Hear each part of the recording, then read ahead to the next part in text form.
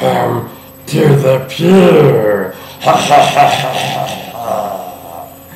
Where did you get that doll? This doll was given to me by a friend of ours, Princess Jen, who runs the Club Kid Facebook page. She's a friend of ours from Ohio. She used to work at Aquilon, right? Right. Aquilon. And Cleveland. In Cleveland. And now she runs this Project X. She runs the Club Kid page on Facebook. Right. Which I'm sure you're all subscribed to. Right. And the doll reminds you of... Well, Jen said that it was inspired by this magnet, which is the Zombie Girl magnet based on the painting that Michael Alig did. And we've been selling them on projectxarchive.com/shop. And it's part of a series. See, here's the series of 4. Here's the second one. And the third one, get out of the glare. And then the fourth one. And they'll be coming out, every 2 weeks or every 3 weeks or something like that as they sell. So hurry up and buy them. Buy them up. The magnet, the Zombie Girl, so we can afford to make more. to print more, yes. Because the magnets don't grow on trees, But don't get any ideas and start sending us all these dolls, because we're grown men and frankly we don't play with dolls. Well, we may not play with them. But I don't remember. You used to live at our house, so you should know. I don't know. There were no dolls in our house. Well, were there? First of all, wait a minute. Okay. Keoki had a collection of dolls, and one was Little Miss No Name. I don't know if you remember that one. That was Keoki's favorite doll. It had like these hollowed out eyes, and it wasn't meant to be spooky. It was meant to be like for a little kid. And I can't imagine what parents would buy this doll. It was so frightening. But he had a collection of frightening dolls. And note that I lived there for 3 years and I don't remember. Well, exactly. And I had my own collection of blow-up sex dolls. And in fact, I definitely don't remember that. Well, I'll remind you. We had sex with real people. Yes, but I'm going to remind you, when Quick, Rudolph's Club, opened, in the bathroom theme was like sex shop. And all across the ceiling were all of these inflatable sex dolls. Do you not remember that? I think I do, yeah. I remember the sex dolls. And do you remember the furor that was caused when Bela Bolsky and Keoki were caught stealing those sex dolls? And they tried to take them to another club. They took them to Glamorama, I think was the name of the club. You mean, did they deflate them? And no, they didn't. No, they took them out of the club in whole. They took them out of the club in whole and took them to another club. Rudolph actually 86'd them from the club for that. It was a huge shock that anybody would get 86. That means you can't come back anymore for a while. But Keoki and Bella were 86 for that. So much anger was stirred up over this that sex doll caper. The sex doll caper that I went to Quick the next day and I stole two blow-up sex dolls. So now we had a family of blow-up sex dolls. And I didn't notice any of them in our apartment. And he lived there for 3 years. And the family of blow-up sex dolls was seated around my dining room table. I cannot believe you do not remember. Such was our life that Ernie does not remember a family... Precious family moment. Precious family moments, like a family of blow-up sex dolls seated around the dining room table. Which is interesting because I don't remember. There's this picture that Ernie has of a Christmas tree with underwear and bras and panties and sex toys on the Christmas tree.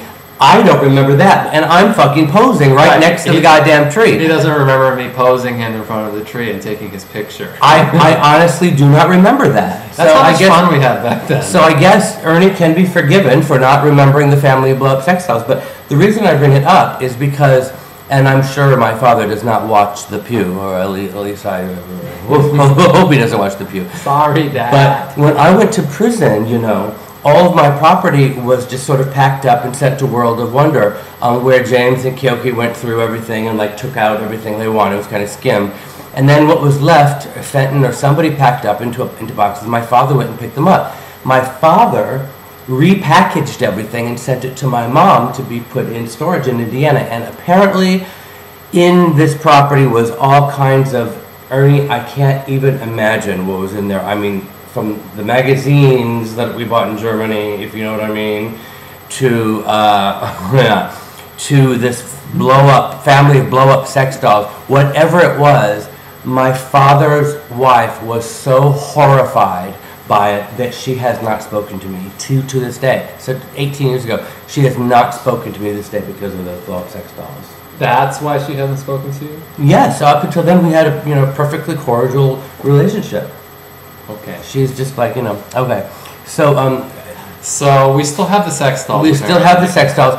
And coming back. You know what else I have? Oh, this is soon they'll be released from the mannequin. Oh my gosh, Jenny. Do you remember Jenny brought me this mannequin 1 year? Oh yes, that one I remember. Jeremy had broken up with me, and I was a mess. I was just laying in bed crying, and heroin, cocaine, and who comes to my rescue but good old genitalia carrying? Do you remember? A doll. Yes. Well, it was more than a doll. It was a mannequin. It was a teenage boy mannequin that sat cross-legged, and we put it on the dining room table. And what did Jenny tell me when she gave it to me that was very creepy? This is a teenager that will never leave you. Very creepy. Yes. But also very Jenny at the time. Now, and don't you leave us. And don't you leave us. Don't you leave us. Now, we do need to answer finally these questions. The question, I don't know which one is more important. When I last got fucked, or the question of the viewers, of the girls' viewers, what do I think of the girls who want to fuck me? Oh gosh, all these stories about wanting to fuck me. I can't. Which one is more interesting to you? I'll answer that one. Last time you got fucked. Oh, I knew it! Well, the last time I got fucked, I think it was 2004, believe it or not. 10 years ago. 10 years ago. Granted, I'd been in prison for most of those 10 years. 9.5 years I've been in prison. And this time that I got fucked was in prison. We had sneaked up into my counselor's office. So on the second floor. My counselor's assistant was gay. He had a copy of Disco Bloodbath. He said, if you autograph my copy of Disco Bloodbath, I will give you and Mike, that was my prison boyfriend, my prison boyfriend, and he said, if you will autograph this, I'll give you 30 minutes. 30 minutes you can have in that room. Do anything you want. Oh, there was one more condition. That sounds very unethical. Yeah, well, there was one more condition. And the other condition was that he wanted to watch.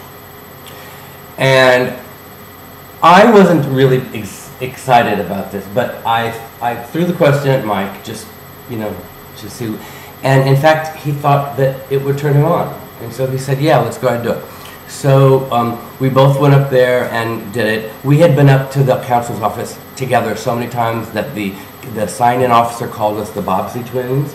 I said, well, if it isn't the Bobbsey twins again, I'm sure he knew there was something going on. Anyway, so we went in there, and we didn't have any lubrication, and this guy was watching us and everything, and it was just sort of uncomfortable. Yeah, I know. Not a turn on.